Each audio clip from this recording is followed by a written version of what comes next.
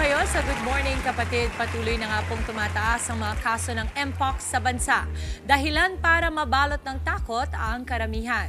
Yan po ang pag-uusapan natin kasama ang ating resident morning doctor na fresh from Lisbon, Portugal. Doc Richard, good morning. Welcome back. Good morning, Mommy Dames. Kala ko parang kukunin ka na nila sa amin sa Lisbon.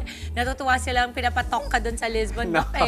Siyempre, dito pa rin tayo sa Pilipinas. Very good. Good morning. And sabi nga nila sa Portuguese, bom dia. Bom dia. Bom dia. Na-miss kita, Mommy Dames. And good morning din po sa ating mga kapatid na may halong jet lag. Talagang nakakabahala nga po ang pagtaas ng Mpox cases dito sa ating bansa. Marami na ring lumalabas na fake news, lalong nagdudulot ng takot sa marami. Kaya naman po, para bigyang linaw ang mga yan, makakasama natin ang dermatologist at venereologist na si Dr. Emerson Vista. Good morning, Doc Emerson. Good morning, Doc. Welcome back. Yes, welcome back. Ginising ka na namin ng umaga ulit. Yes. Dahil dyan, umpisahan na natin ng tanungan, Mommy Dims, no? Tanong ng ating mga kapatid, Doc Emerson, ano nga ba ang Mpox or monkeypox? Okay, ang Mpox ay isang virus na related sa family ng Poxviridae.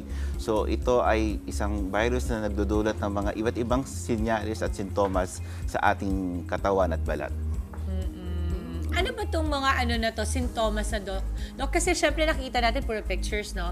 Medyo visual pa man din tayo mga Pilipino. Pag nakita natin, ay, parang bulutong, ay, parang ketong. Yes. Di ba yung mga nakikita mo sa online na kinokomento nila? Ako kasi, hanggat di ko naintindihan, I will not put any label. Pero mula sa ekspertong kagaya mo, ano ba yung kadalas mga sintomas na unang nararamdaman ng isang taong mayroong monkeypox? Okay, so maganda yung pagkatanong mo sa akin. So ang Mpox ay isang virus, gaya ng sabi ko, na magkakaroon muna ng mga iba't ibang sintomas. So tulad ng parang sa bulutong, magkakaroon sila ng prodromal symptoms na kung saan merong lagnat, pananakit ng katawan, pananakit ng ulo, panlalamig, at lalo na yung mga skin rashes, kaya nai-refer sila lagi sa mga dermatology.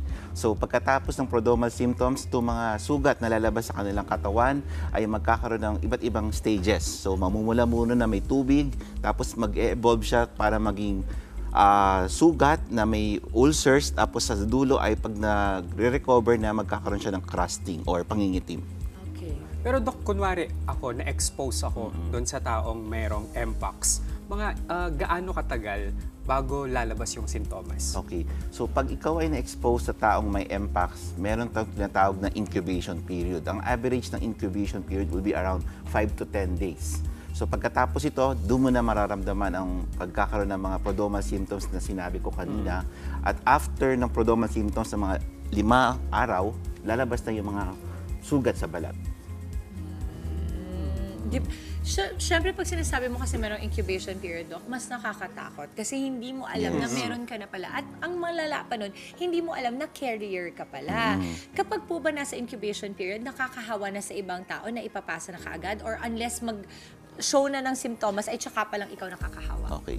Magandang tanungan yan. So yung incubation period kasi doon palang madedevelop sa ating katawan yung virus. Pero ayon sa pag-aaral, ang mas malakas na chance mahawa ka ay during the viremic phase or kung saan lalabas na ang mga sintomas ng Mpox. So pag merong mga sugat ng Mpox at ito ay na-expose sa isang tao, kaya lagi namin sinasabi na ito ay skin-to-skin contact kung saan pwede ka mahawa pag nadikit ang iyong balat sa taong may sugat na Mpox. Do you have to have an open wound as well? Or kahit yung plain skin mo na wala kang sugat pero may open sugat yung may Mpox, mahahawa ka na? Mas malaki ang chance pag may mga open wound ka or skin break.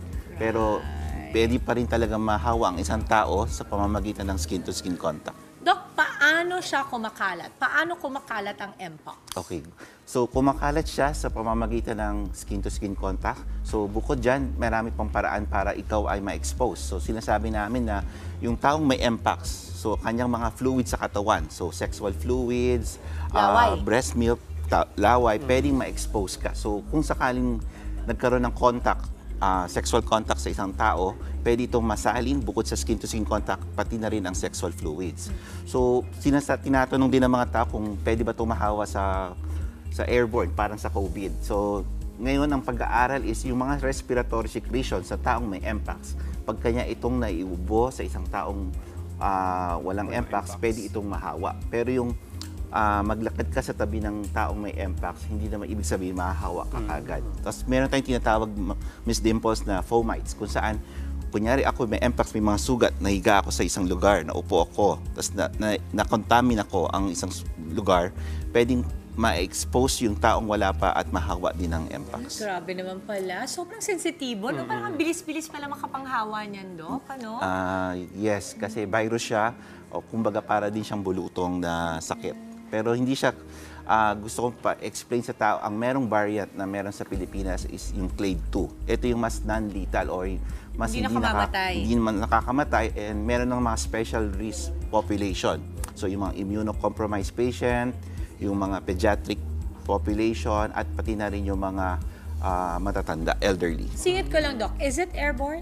Hindi naman po. Okay, so ibig sabihin, kahit nandiyan, basta hindi kayo nagkaroon ng physical contact, whatsoever, pag nabahingan ka siguro, pwede. Pwede. May chance, yun. mas maliit ang chance. Pero lagi namin sinasabi na skin-to-skin contact talaga yung pinaka-proseso, pangunahing dahilan para mahawa ka. Pero eto naman, Doc, para sa mga taong wala pang mpox, may mga simpleng paraan ba para maiwasan ito? Umiwas, kung ikaw ay may nararamdaman ng mga simptomas at may mga sugat kang hindi mapaliwanag, mas mabuting mag-isolate ka muna.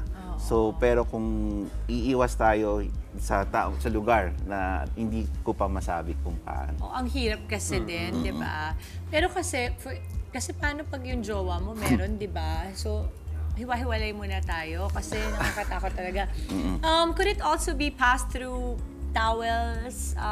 Pwede ba yan, Doc? Yes, ma'am, Miss Dimples. So, yung sinabi ko, fomites. So, pag na-expose ka...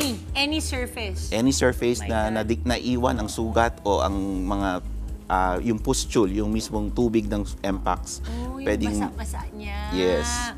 Doc, eto, may bakuna ba o lunas na maaaring gamitin para sa mpox? Kumbaga preventive measure. Pwede ba yun? Meron pong bakuna ang mpox pero wala pa po sa ating bansa. Nag-request na po ang DOH ng bakuna pero hindi pa to dumarating sa ating bansa. Okay. Eto naman, Doc, may mga misconceptions ba about mpox na gusto ninyong linawin para sa ating mga kapatid? Yes. So, unang-una yung lagi natin pinag-uusapan kanina, yung paano ka mahawa. So, hindi mo kailangan naman gayahin yung dating protocol ng COVID kasi hindi siya airborne. So, talagang mag-iingat ka lang sa taong may mga sintomas para hindi ka mahawa at hindi to basta-basta nakakamatay. So, kasi ang variant na meron tayo dito is yung clade 2 variant. Doc, ang dami pa namin gustong tanungin, pero it's really very good that we get to talk about mpox now. Ito yung usong-usong pinag-uusapan ngayon. Talagang nagte-trending to. Very viral to, ika nga. Kasi talagang everybody's into it. Nakikita natin yung mga pictures, natatakot tayo. Nakikita mo pa nga lang, parang nangangamot ka na, di ba? But kagaya nung sinabi mo, I love what you said, na kapag meron kayong nakita at nilalagnat na kayo, may nakita na kayong mga sugat na hindi mapaliwanag, ikaw na mismo ang umiwas. Kasi mahirap iwasan talaga lahat naman ng tao kapag pumasok ka. So, kumbaga, self-regulation. Tama po. Doc, maraming salamat. Any social media accounts that we can follow you on? Wala. Wala. Ang cute. Yun na yung pinaka-the best na answer na natanggap ko sa question na yan. Pero, Doc, sana lang ang clinic mo. Siguro meron. Meron dito sa Taguig. Meron din. Saan tayo, Doc? Sa St. Luke's tayo, medical. Natatawa ko dun sa... Doc, yung pagkakasabi mo, parang ano ba, bawal ba sa ano... bawal ka, no, Doc? Hindi naman. Doc, hindi. Okay lang yan. Alam mo ba, may freedom daw when you live outside of the social media world. So, good on you, Doc. Maraming salamat for coming today. Maraming salamat. Doc Richard, Doc Richard, meron ka pa social media ka? Ako meron. Facebook, Instagram, and TikTok, Doc Richard Gadian. Ayan. Okay. So, kita tayo sa mata. Maraming salamat, Doc. Maraming salamat. Mga kapatid, Dimples Romana po, kumpletuhin ang inyong umaga ng mga kwentong puno ng inspirasyon. Salubungin po ang bawat araw ng may ngiti at pag-asa. Kaya't mag-subscribe na po at mag-follow na sa aming social media pages ng News 5.